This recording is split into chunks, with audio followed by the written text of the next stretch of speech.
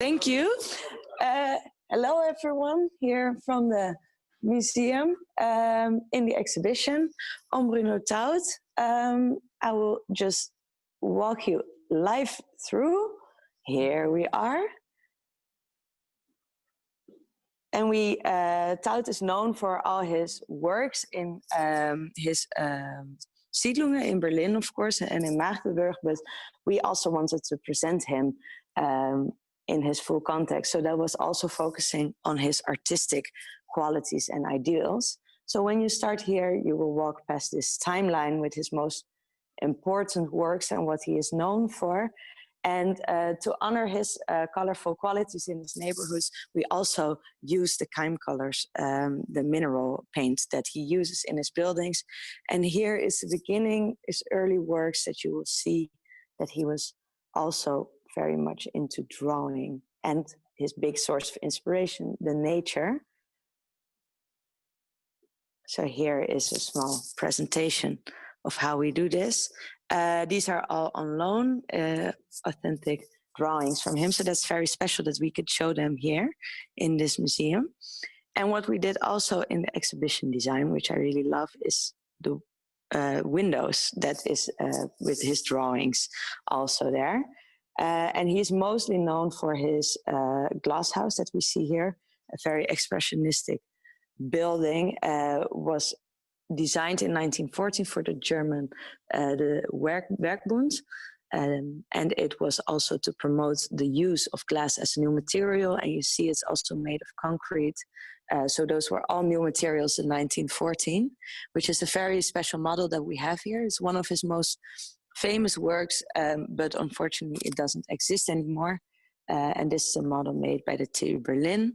Here you see his glass cage, which was also a very artistic idea. You would walk in here, you would see all these lights and the mirrors, and then with the glass, colored glass as well, it was one festive light dome. And then when you would walk downstairs here, you would walk actually past the waterfront, and then behind there you see also the colored mosaic figures also made of glass, and then the waterfall was next to the stairs. So it was one big expressionistic honor of the glass and using the glass as a material. And his idea was it should be so pretty that people come here and it was a place for spiritual reflection. And the fascination for glass is also to be seen here in his glass toys that he made for children, not very child-proof because most of them don't exist anymore.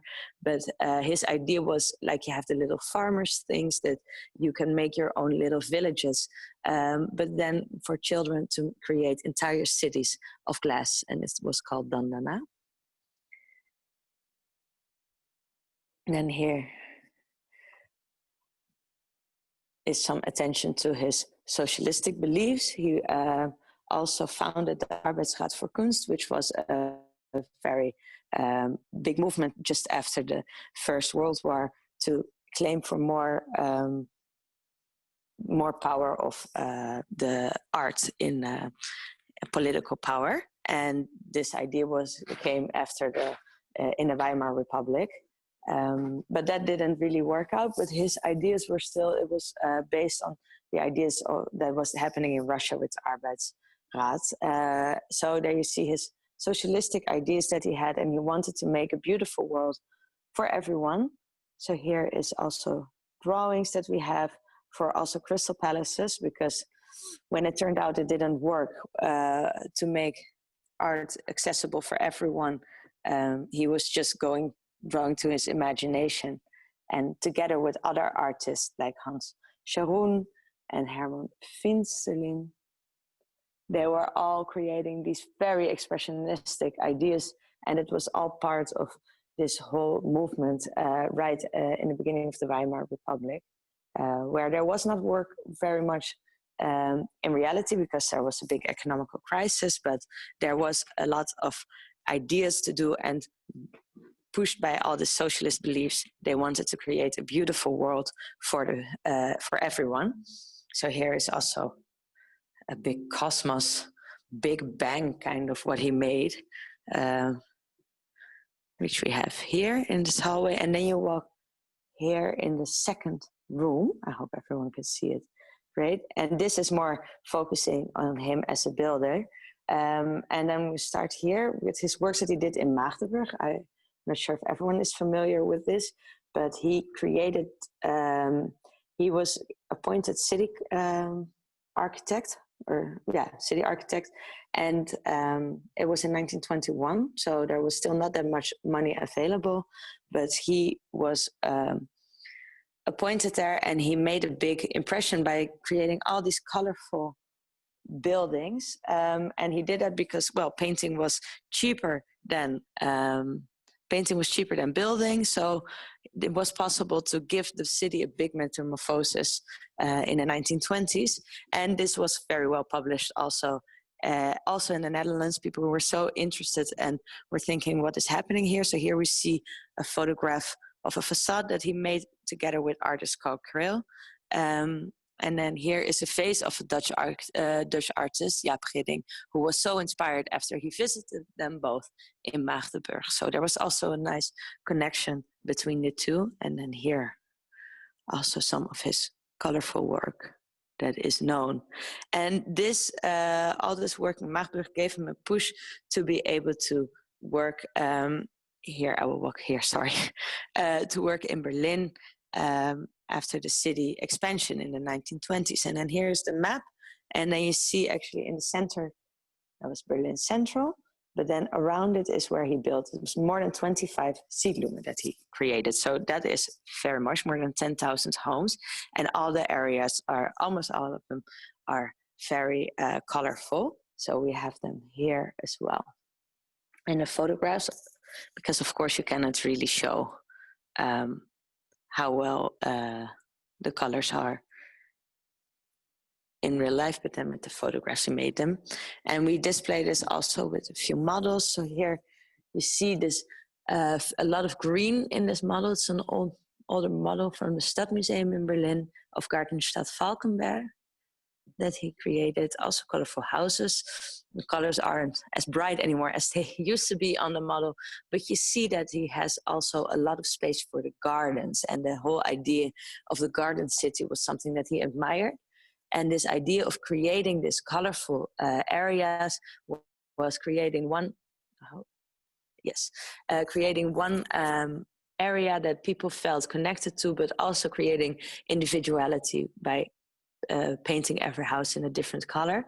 And he was really, he really wanted to have this social cohesion. So also for Gartenstadt Falkenberg, we have this flag that he made in 1919. So it's 101 years old, but we still got it here, luckily.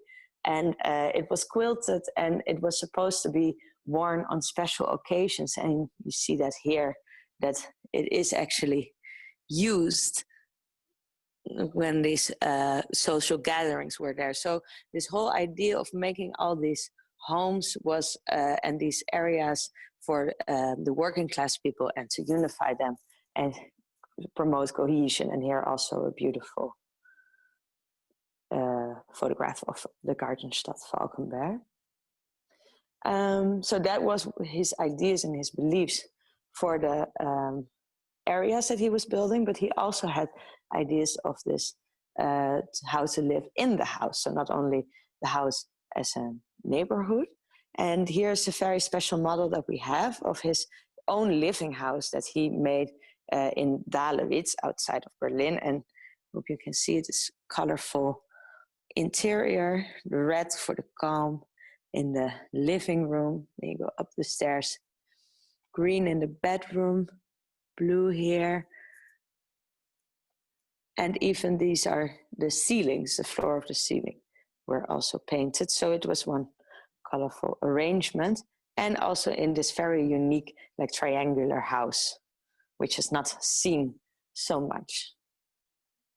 And he published all of these ideas also in his books, where he made beautiful covers. For example, this Ein Wohnhaus or Die Neue Wohnung that we see here.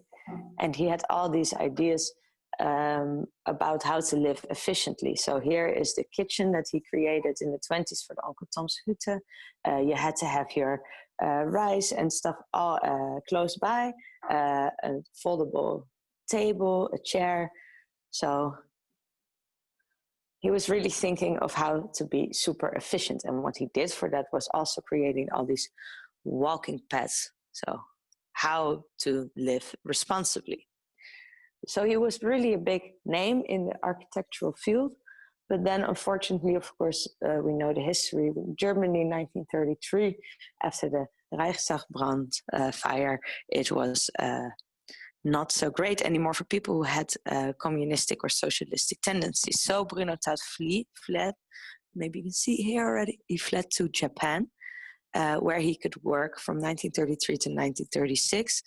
It wasn't possible to work as an architect as much, but he did create all these objects, which is very unique if you see his style before. So he was working together with local craftsmen to create a kind of synthesis between modern needs and traditional crafts, and he was working with local craftsmen as well. And here are some of the beautiful drawings that are very unique from the Academie der Künste on loan that he made in his time in Japan.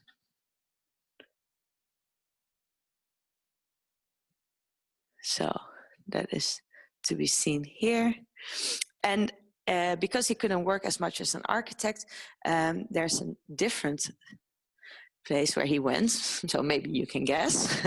He went to Turkey because Kemal Atatürk, the Turkish president, was working on creating a new and modern Turkey, and he could go there. Here we see him in the middle with his wife, and he lived there for 2 more years until his death, and he could work and teach at the art school.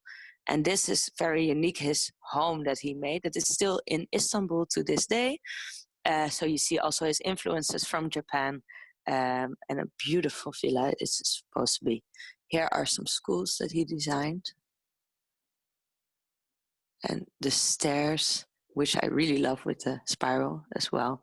And as I showed you before, this was for the president Kemal Atatürk, who passed away in November 38. And he was, there was a kind of death for his burial. And this was designed by Bruno Taut. So that is a really big honor for someone who was not from Turkey. And then we go here to this hallway. And here, a nice touch in the hallway, all the doors that this Taut designed in the Hufeisensiedlung in Berlin.